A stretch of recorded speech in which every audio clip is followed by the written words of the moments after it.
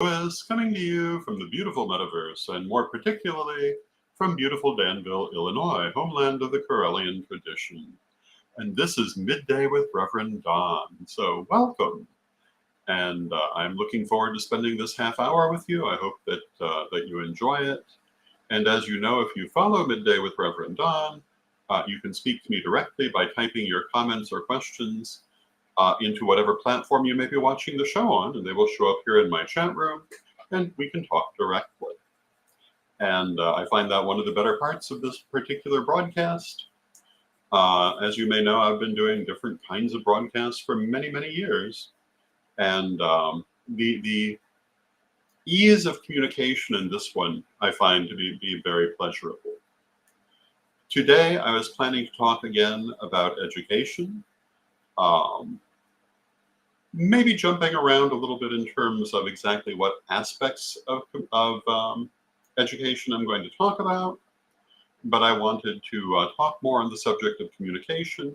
I also want to take a moment to shamelessly plug my Patreon at revdonlewis.com. If you like my work, if you'd like to support my work, you can most easily do that by joining my Patreon or by creating or by reserving a reading with me. Which you can do by emailing me at donlewishp@aol.com or instant messaging me on Facebook and or Instagram, or buying something at corellianpublishing.com. I hope everyone is having a good day as we continue our topic of education. Yesterday, we were talking a lot about critical thinking skills. We were talking about knowing what is and is not truly important. And we got off into the subject of language. And, to me, it is partly because I'm a Gemini. And Geminis, as a general rule, are given to language. But language is one of the more important subjects in education in my mind. I'm a very great believer in it. I find the history of language to be fascinating. And, I find it interesting that I'm still learning more, even at this age, about how certain words came to be what they are. Things that when I was younger, I thought were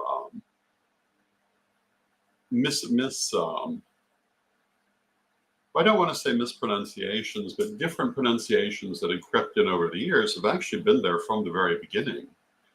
In some cases, the way that words are spelled never went with how they were pronounced in the English language, which is quite an interesting thing to realize.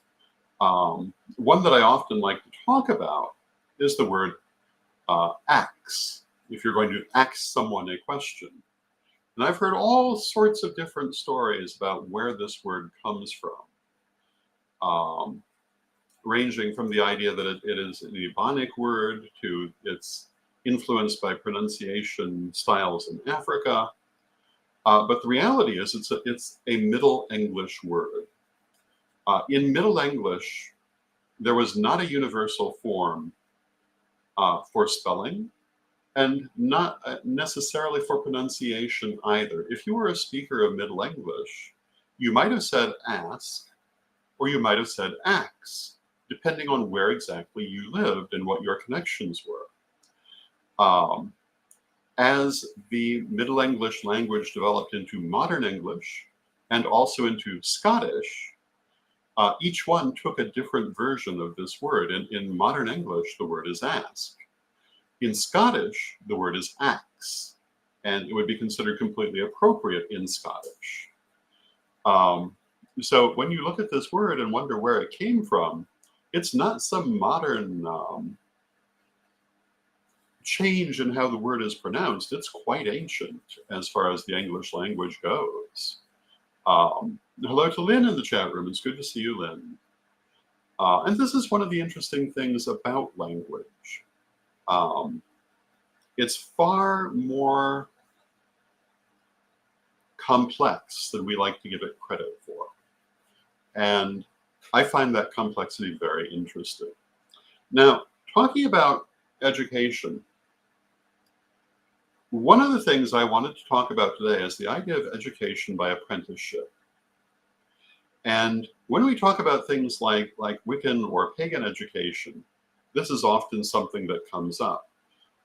As a co-founder of witchschool.com, I was, along with Sir Ed Hubbard and Lisa Tuitt, one of the leaders in the idea of online education, which is a very different way of approaching education versus the older apprenticeship form of education. And it was considered very controversial at that time. And it's also relevant when we're talking about education for children, because if you're not aware of it, for many children of the upper classes, historically, their education, um, and not even necessarily of the upper classes, followed more of an apprenticeship type of program. In the upper classes, they commonly had tutors who were teaching very individualized programs based on what they knew. Um, in the lower classes, often people literally were apprentices and were getting their education that way. And you'll often hear people say that this was a far superior form of education. And, I'm going to agree that sometimes it is. And hello to Rev Ravenwolf in the chat room. Good to see you, Ravenwolf. And sometimes it's not. It depends entirely on who you're apprenticed to and what they do or do not know. Something like what we were just talking about. The origin, for example, of a certain word, where there have been different suppositions made that are not necessarily correct versus one that is, it would be entirely dependent on whether the person teaching you knew about that, whether they had the necessary connections to know about it. Hello to Judy in the chat room. One of the things that you often see talked about in the community is the idea of misinformation. But this is where a lot of that came from. People in the apprentice teaching programs, when they were teaching people, they only knew what they knew. And prior to the internet, that was a far more limited thing. Where they had learned different things had everything to do with what they would then go on to teach. And I'm going to be one of those people who will tell you that this is still not something that everyone agrees upon, nor is it likely to be in my lifetime, might be in your lifetime. And one of the reasons is the amount of politics involved in it. But a lot of the things that are taught simply from personal experience are entirely dependent on that personal experience. And when we look again at children's education, I think that although if you have really good tutors, that sort of old apprenticeship style education probably is superior. It absolutely is dependent on who's teaching it. And I think having standardized materials was a tremendous advantage to moving education for the general population forward. I think it's also a tremendous thing for the pagan population and any other population to be able to say, yes, we all know these certain things. We may not agree on all of them, but at least we have a certain body of common knowledge. At least within our traditions, if not necessarily the entire community. And although I am aware of people who berate that change, I think it's a tremendous positive change. I was talking the other day about how when I was writing the Corellian standardized materials, I was trying to draw from as many different points of view as I could and make clear that not everybody agreed. When I did my my daily vlog for 10 years, I was very clear whenever possible that I was speaking, if in fact I was speaking from my own point of view versus what other people might believe. And I was very much at pains to say not everyone agrees. Sometimes I'd go through the different ways that different people thought about different subjects because it's good to know. It doesn't matter if I agree with them. It may still be useful for you to know. And in many cases, it's been useful for me to know. The way that different people look at different things even if they're not necessarily, quote, right, end quote, can still be enlightening, and it can still teach you things that you might not otherwise think of. So knowing the larger number of ways that people look at things is very useful. Let us take something like the idea of the planes of existence. When I was writing the Corellian standardized materials, writing about this subject, I immediately pointed out there is not a universal agreement on the planes of existence, how many they are, what they are, etc. And hello to Judy in the chat room. And Judy says, I've been a long-time follower, just got back into YouTube, and boom, there you are on TV.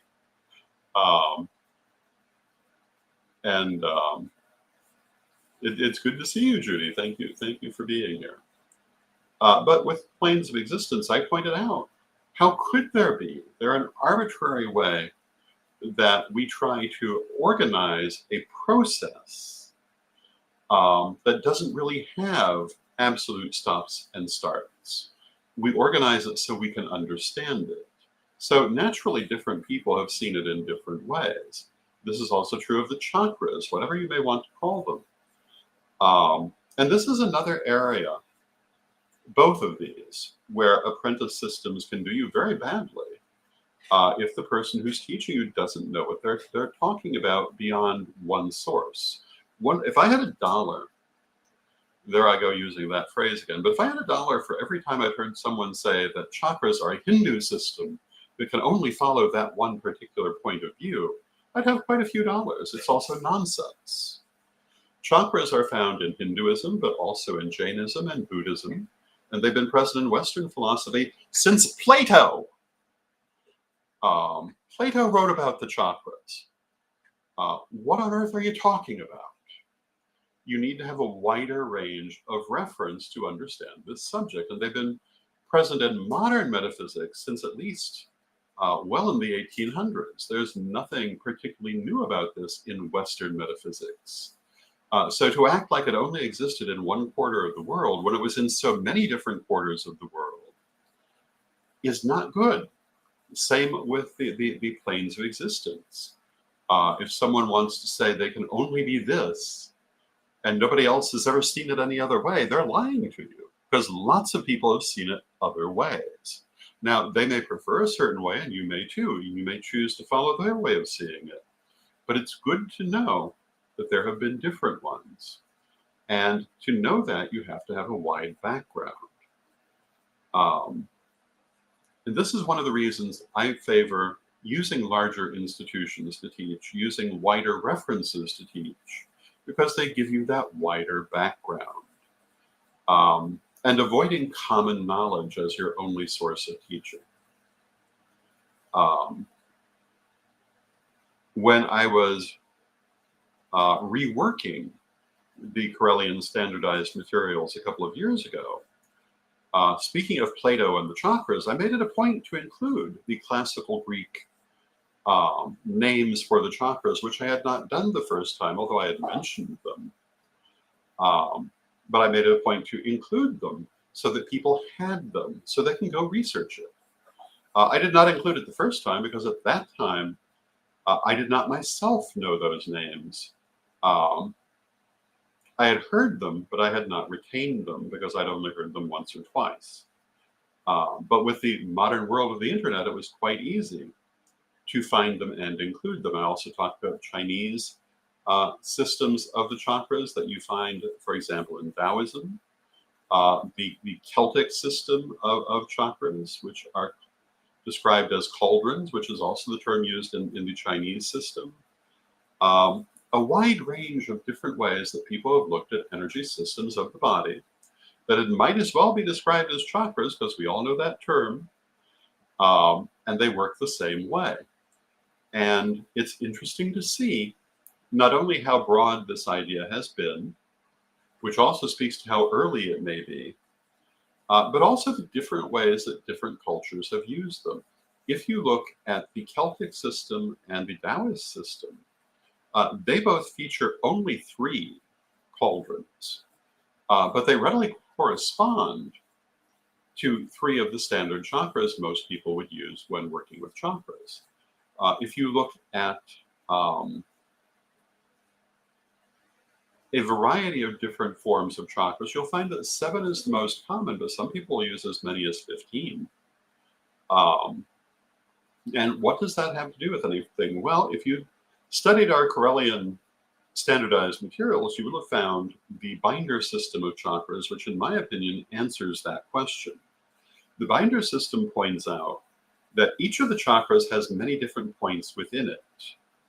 What Binder did not say, but I will say, is that where we make our divisions are largely arbitrary for our purposes.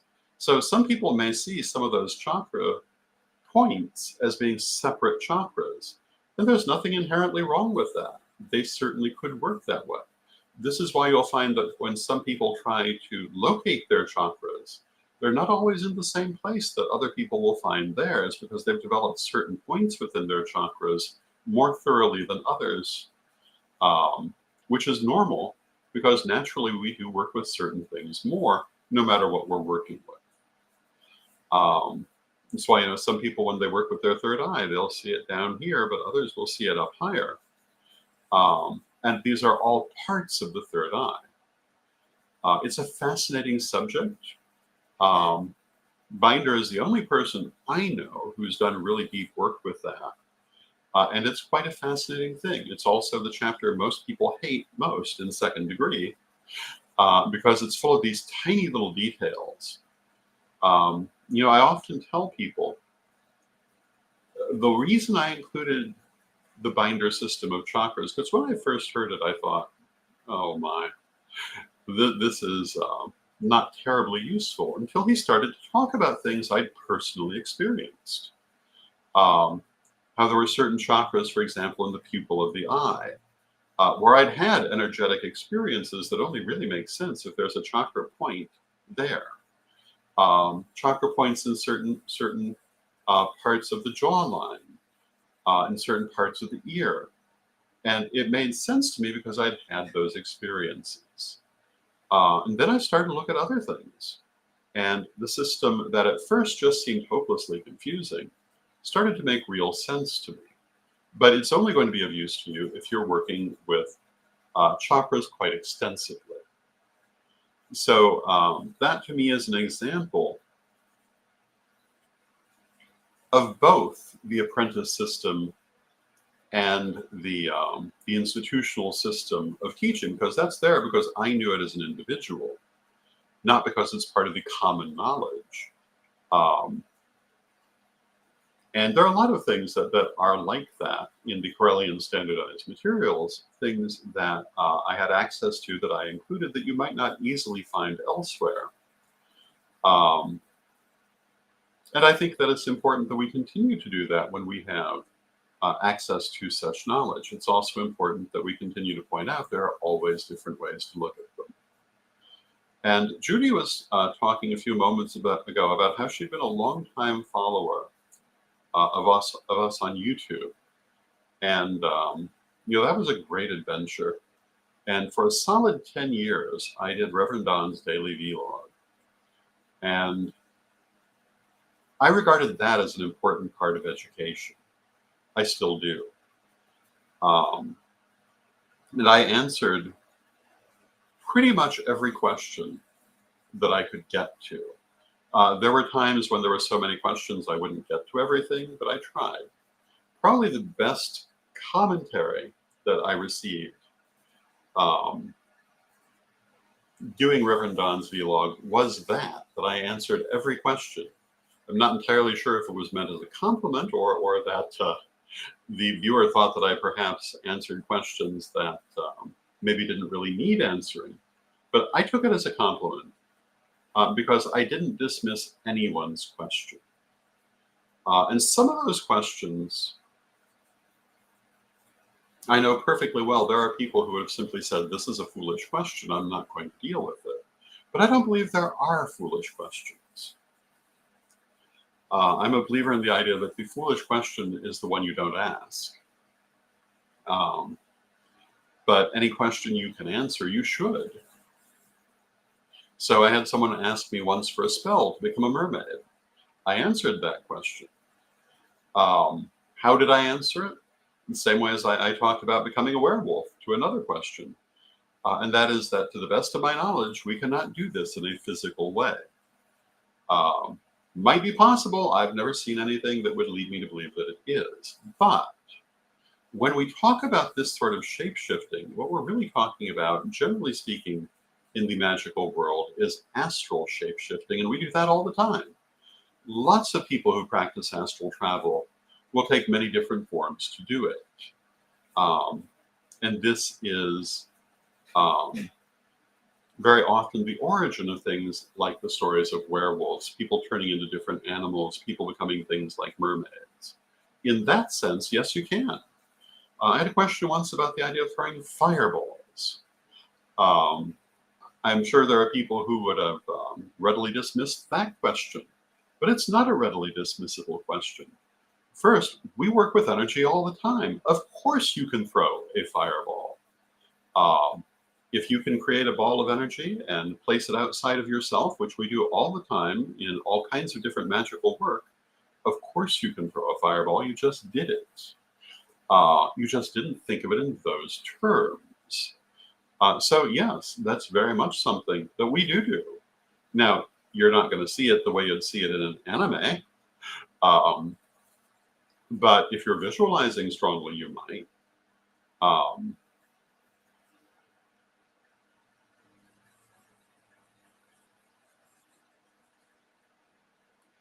and it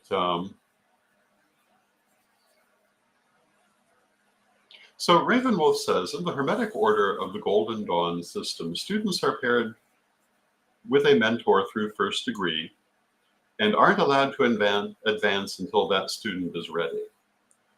For us in the Corellian system, particularly if you're studying for clergy, you do have to have a mentor, and it requires that mentor to agree on the student being ready. Um, and if a student wants to take a long time, they can. Um, But we also are believers in the idea that you get as much out of it as you put into it. And we're not big on the idea of gatekeeping. And I'm a great believer in the idea that knowledge should be shared. A wise man once said that we must constantly guard the mysteries by constantly revealing them. And I very much believe in that point of view. Um, so yes, the mixture of standardized materials and mentors is very effective. But it does depend on the mentor. But that's always true with any mentor.